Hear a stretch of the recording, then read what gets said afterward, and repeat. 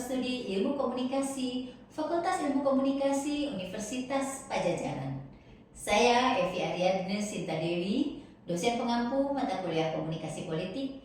Pada video kali ini akan menyampaikan sedikit tentang teori-teori dalam komunikasi politik.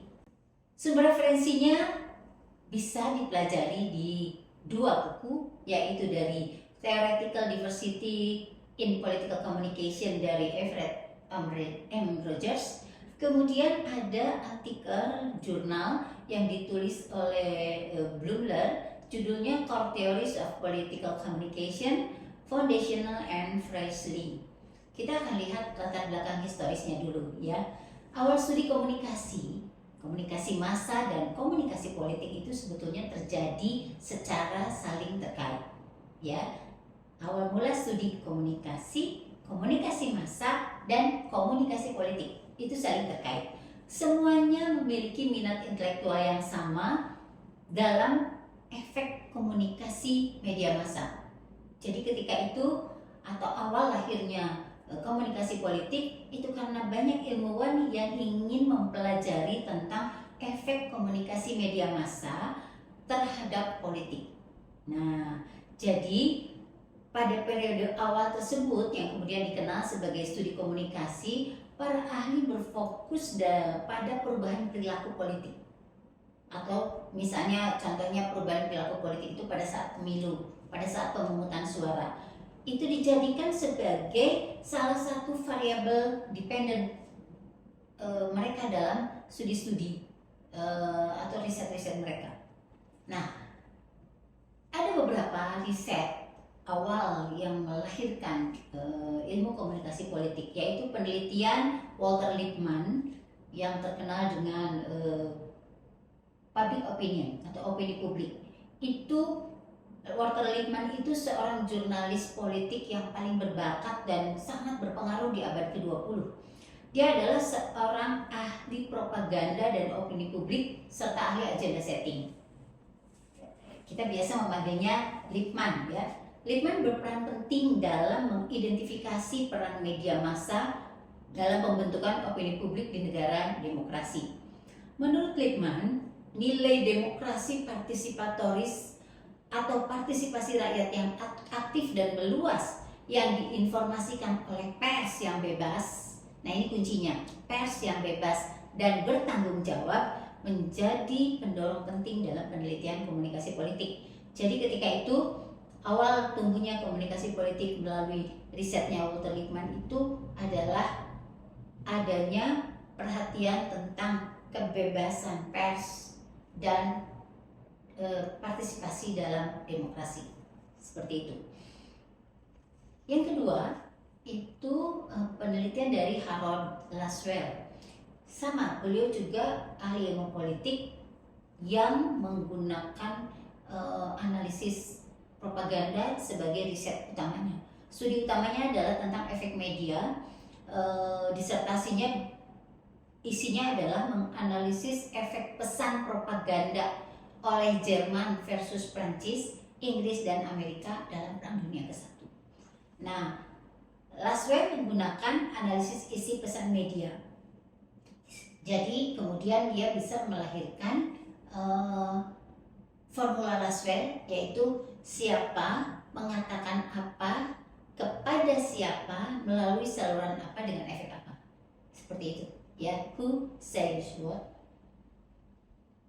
which channel, to whom, with what effect. Seperti itu. Nah, konseptualisasi ini memengaruhi studi komunikasi pada awal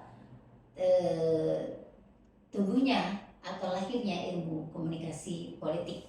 Nah, ini formula Laswell seperti ini ya.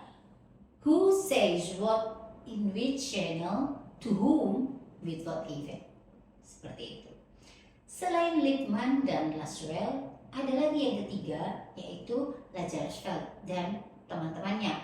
Terkenal dengan risetnya yang disebut The Erie County Study. Inilah yang kemudian hasil riset ini dari Lazarsfeld ini yang kemudian melahirkan teori two-step flow communication. Jadi Lazarsfeld memimpin penelitian kuantitatif pertama tentang perilaku untuk memilih. Penelitiannya itu merupakan penyelidikan atau penelitian perintis dari komunikasi politik yang paling penting. Kenapa? Karena Rajal dan rekan-rekannya itu melakukan 600 wawancara pribadi setiap bulan selama 6 bulan hingga ke pemilihan presiden Amerika pada November 1940. Nah, bayangkan 600 wawancara pribadi setiap bulan selama 6 bulan sampai terjadi pemilu. Nah, itu dijadikan bahan riset data-datanya. Nah, ini bentuknya seperti ini ya, two step flow communication. Jadi kalau kita bicara teori-teori dalam teori komunikasi politik itu bisa dibagi. Ada yang teori kognitif, ada juga teori-teori yang interpretif, ada juga yang teori-teori modern atau teori-teori modern atau teori hari ini lah. Nah, teori kognitif itu bicara biasanya tentang teori efek media. Apa itu? Misalnya teori agenda setting, priming, framing, itu adalah teori-teori kognitif. Kita sudah belajar agenda setting itu seperti apa, tidak perlu saya bahas di sini, tapi intinya adalah media berusaha memberitahu publik apa yang harus difikirkan oleh publik. Jadi apa yang harus kita pikirkan itu sebetulnya ditentukan bagaimana media mengkonstruksi. Apa yang paling penting itu yang harus kita cermati gitu ya. Seperti itu agenda setting. Nah, yang kedua,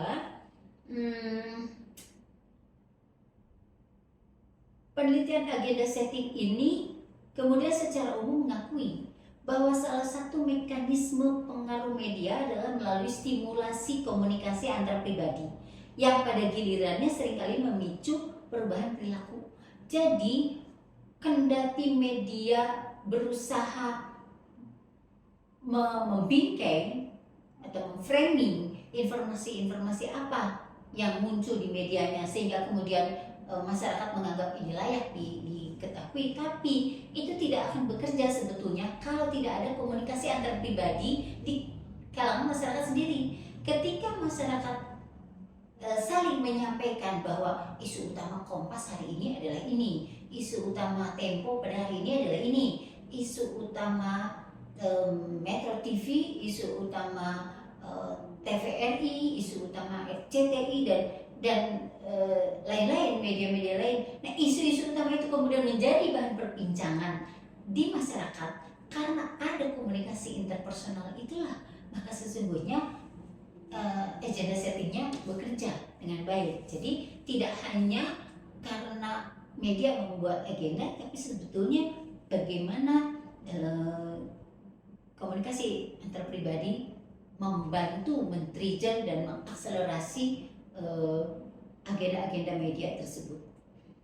Nah, berikutnya ada yang disebut diffusion of news event. Nah, ini adalah temuan dari studi difusi. Dinyatakan di sini bahwa media, terutama media penyiaran, sangat penting dalam menyebarkan peristiwa-peristiwa besar.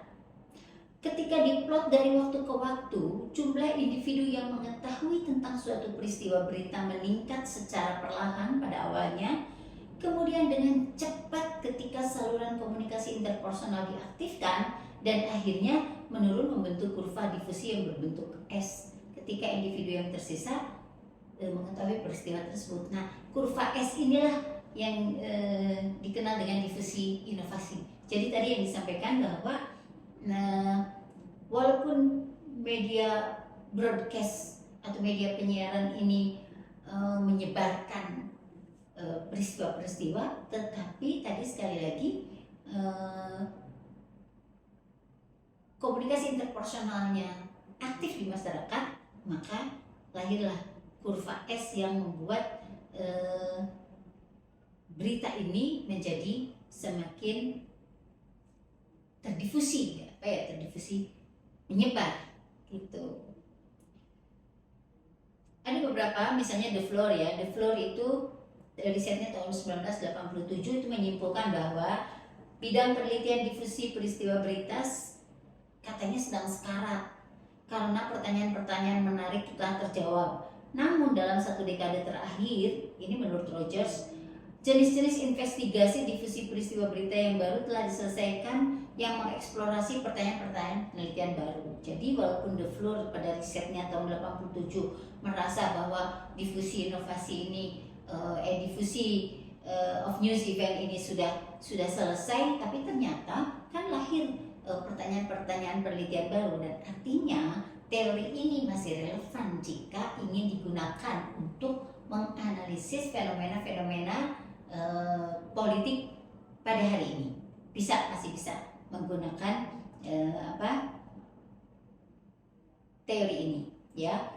Nah, kemudian kalau tadi kita bicara tentang teori efek media atau dikenal dengan teori kognitif. Nah, ada yang disebut dengan teori-teori poros politik media. Itu biasanya dari Bennett, ya. Bennett tentang theory of press-state relation, kemudian teori mediatizations of politics theory. Nah, teori ini intinya adalah salah satu pendorong yang kuat adalah transformasi inovatif di seluruh dunia demokrasi dalam teknik kampanye partai politik yang melibatkan upaya-upaya yang gigih, terkenal, memiliki sumber daya yang memadai dan diarahkan secara strategis untuk memproyeksikan agenda-agenda mereka kepada pemilih melalui media massa. Jadi hubungan media, ini kita bicara tentang hubungan media dan politik.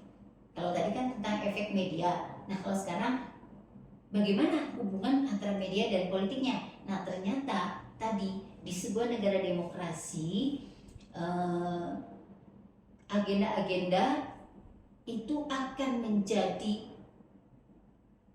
milik publik atau menjadi agenda publik kalau ada peran dari media massa, ya.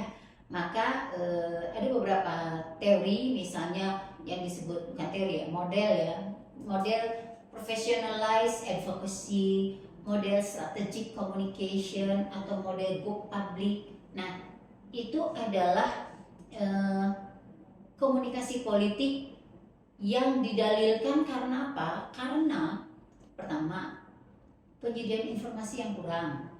Yang kedua, terjadi penyempitan wacana politik. Yang ketiga, terjadi peningkatan persepsi tentang realitas politik.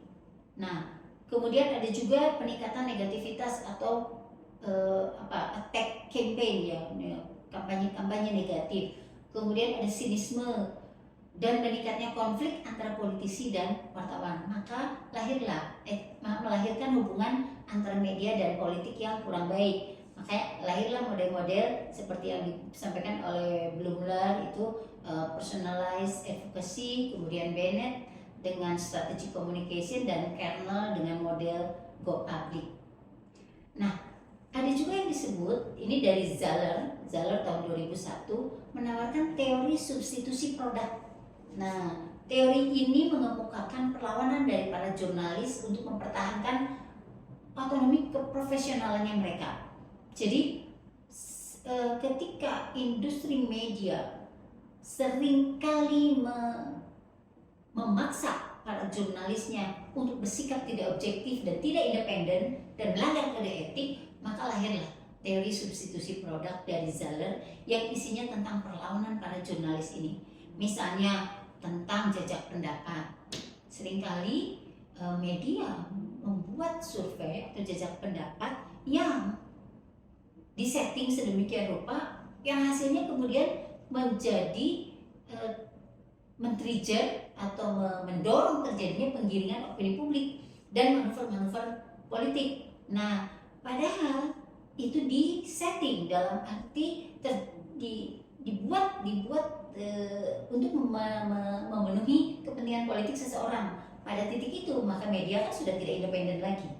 Nah, karena ketidakindependenan inilah banyak wartawannya yang protes atau melawan. Itu diungkap, atau kalau Anda mau melakukan riset tentang itu bisa menggunakan teori substitusi produk. Lalu Bennett itu lebih membahas teorinya Bennett ini, namanya theory of press-state relation. Press-state, hubungan antara pers dan negara. Nah, itu dari Bennett ya.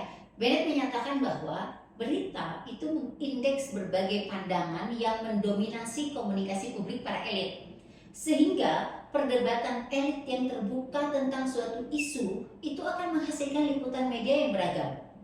Nah, sementara dalam kasus yang lebih umum, misalnya konsensus elit, itu pers akan memberikan intisari yang sempit tentang perspektif yang disatukan tersebut. Nah, jadi Bennett itu menyatakan bahwa media bisa membuat sebuah berita itu viral gitu ya, viral atau mengindeks itu tergantung medianya sendiri. Bisa saja kegiatan seorang politisi itu kecil di satu kelurahan misalnya hanya bagi-bagi sembako, tapi dimuat oleh media tersebut di prime time. Sementara ada persoalan lain yang jauh lebih substansial, misalnya ada satu daerah kelaparan misalnya, tetapi itu tidak muncul di prime time, muncul beritanya tapi bukan di prime time, sehingga perhatian masyarakat tidak kepada persoalan yang lebih substansial. Nah, itu Bennett yang memberikan teorinya. Jadi Anda bisa menggunakan teori tersebut. Lalu dari Esser dan Strombach itu teori media politik. Ini mengacu kepada proses perubahan jangka panjang di mana cara media yang berbeda dalam memandang dunia dikatakan akan semakin berpengaruh dalam politik. Jadi ketika media menjadi sumber informasi terpenting mengenai politik dan masyarakat, ketika mereka menjadi independen dari institusi politik dan sosial, atau ketika liputan mereka mengenai politik semakin dipandu oleh logika media daripada logika politik, dan ketika institusi dan aktor politik itu sendiri dipandu oleh logika media daripada logika politik, maka logika institusi media akan semakin membentuk upaya publisitas politisi dan kemudian mengkolonisasi institusi politik sebagai sumber pembuatan kebijakan. Nah, ini dari Esser dan Strombach, judulnya, nama teorinya Mediatization of Policy, Mediatization of Politics Theory, ya, seperti itu. Kemudian berikutnya teori-teori baru di era digital. Nah, ini terbagi menjadi 4 teori-teori di era digital. Jadi kita punya tadi teori-teori kognitif, yaitu teori efek media. Kemudian teori-teori yang baru tadi, teori tentang perlawanan media, teori difusi, dan lain-lain. Nah, sekarang ada teori-teori baru di era digital. Itu terbagi menjadi 4. Teori voice theory, external theory, dan perspektif yang holistik serta perspektif yang normatif. Kita coba buka satu persatu ya, seperti apa ya. Voice theory itu intinya adalah bahwa dalam teknologi yang dimediasi oleh web atau jaringan itu memfasilitasi komunikasi dengan jejaring sosial di antara kaum muda dan organisasi yang mewakili kelompok-kelompok yang terpinggirkan, serta menyajikan dan membuka informasi kepada pengguna dan keterlibatan kognitif yang lebih dalam dengan topik-topik dan isu-isu yang menjadi minat pribadi. Jadi ini dari Turow and Sui tahun 2008 teorinya. Jadi seperti yang tadi kita bahas atau saya sampaikan, ketika media karena kekuasaan kapitalisnya misalnya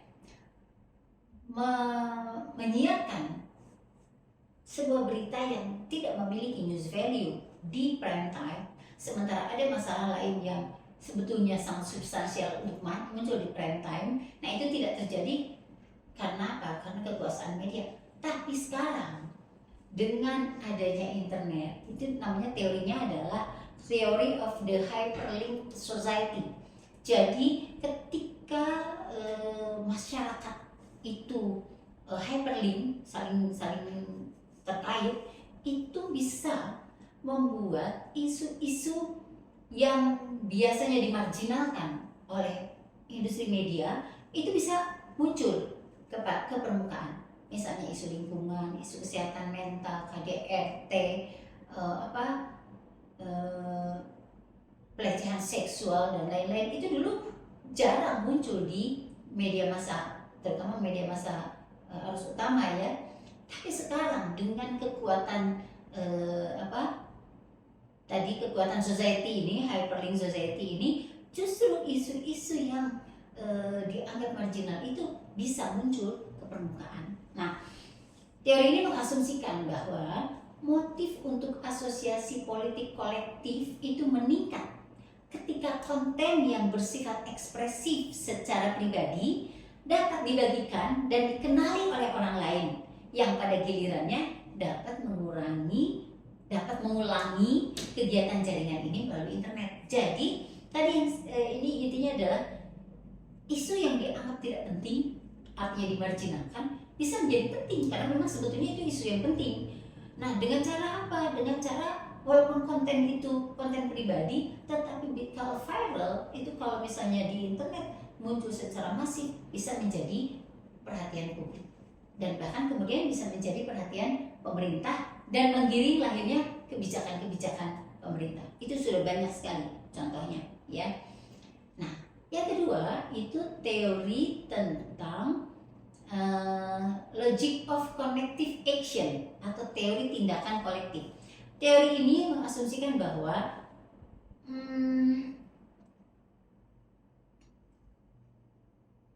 ini theory of spillover effects. Nah, bukan yang itu. Theory of spillover effects itu berdasarkan teori-teori agenda building sebetulnya ini. Agenda komunikasi daring para penantang atau challenger dapat meluas ke dalam agenda media massa tradisional dengan peluang yang sesuai untuk memengaruhi opini publik dan agenda kebijakan para politisi. Jadi gini, dengan adanya media digital, media massa konvensional itu justru mencari berita, sumber beritanya dari media digital. Nah, seperti itu. Bahkan orang kemudian ketika mendapatkan berita dari media digital mencari konfirmasinya ke media konvensional.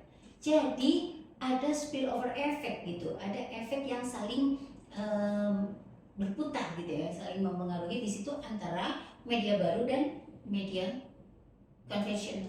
Jadi jangan khawatir, tidak bisa lagi menggunakan media lama karena ada media baru. Maka kemudian lahirlah di sini teori yang keempat, yaitu the hybrid media system. Itu dari Chadwick tahun 2013 ya. Ini menyatakan bahwa percampuran atau perpaduan dari media lama dan media baru itu membuat komunikasi politik itu melibatkan kedua media ini di berbagai tingkatan, di berbagai struktur, di berbagai aktor politik, di berbagai proses produksi media, dalam berbagai isi pesan, dan bahkan dalam berbagai pola konsumsi masyarakat.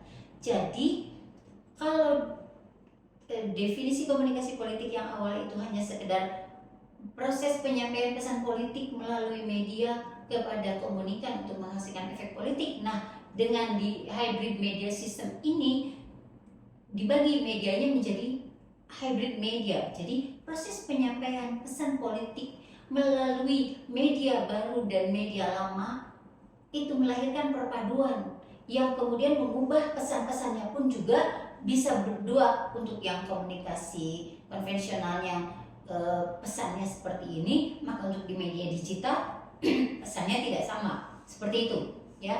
Nah, tetapi intinya ujungnya adalah disampaikan kepada halayak atau kepada komunikan untuk mencapai efek politik tertentu. Nah, itu hybrid media system ya. Kemudian ada yang tadi kan itu baru voice theory, yaitu teori suara. Nah, sekarang ada yang actor role theory. Jadi di sini itu Gibson dan Rommel itu berbicara bahwa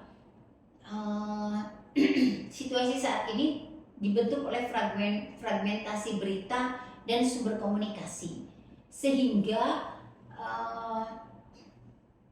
memberi peluang terbentuknya kreativitas dari para aktor. Kalau tadi kan medianya yang berperan, nah sekarang para aktornya.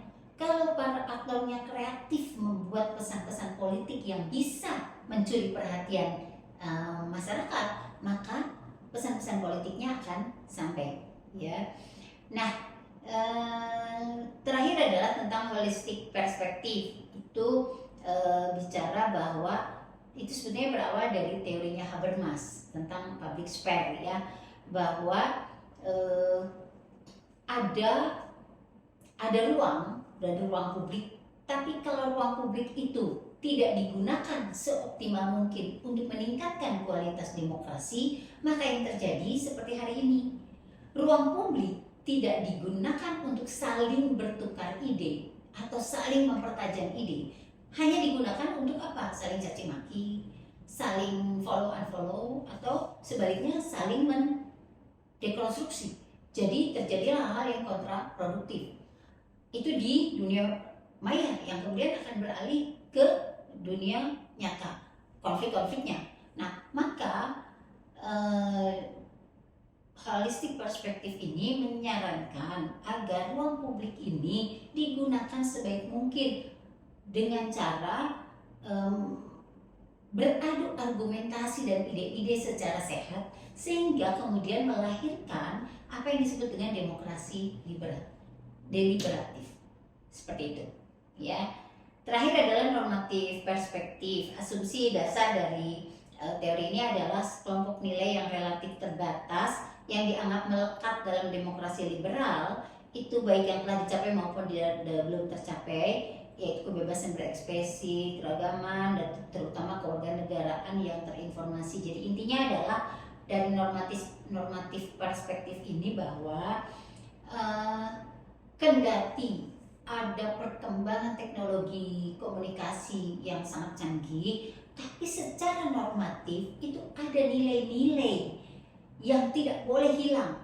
Nilai-nilai dalam mewujudkan demokrasi yang deliberatif tadi. Apa itu tadi? Kebebasan berekspresi, keragaman, dan kewarganegaraan yang well informed. Nah, itu jangan sampai kemudian digunakan dengan alasan kebebasan berekspresi, maka kemudian bisa seenaknya, atau bahkan tadi yang saya sampaikan melahirkan hal-hal yang kontraproduktif. Jadi kendati ini nilai lama, tetapi justru nilai lama ini adalah memang nilai klasik, ini adalah nilai demokrasi. Nah, bagaimana nilai demokrasi yang inti ini bisa muncul dalam media-media hybrid tadi, sehingga membentuk netizen dan masyarakat yang memiliki yang membuat nilai-nilai tersebut terlembaga dalam kehidupannya, terinternalisasi dalam kehidupan bermasyarakat, sehingga kemudian ujungnya adalah melahirkan demokrasi deliberatif. Kesimpulan permulaan studi dari komunikasi politik itu diawali tadi, saya review saja dari adanya riset-riset Walter Lippmann, Harold Lasswell, dan Raja Alves. Kemudian berikutnya bahwa semua teori tersebut itu telah berurusan dengan fenomena signifikan yang dapat mempengaruhi bagaimana warga negara memandang dan berhubungan dengan dunia politik, dan bagaimana mereka menerima dan mengirim pesan-pesan komunikasi tersebut. Jadi semua teori tadi bisa kita gunakan bahkan dalam fenomena-fenomena politik yang terjadi pada hari ini. Apakah itu teori-teori kognitif yang kita anggap klasik, apakah teori-teori interpretif maupun teori-teori digital yang baru ini, semuanya bisa digunakan untuk menjadi alat analisis fenomena komunikasi politik pada hari ini. Demikian yang bisa saya sampaikan. Terima kasih.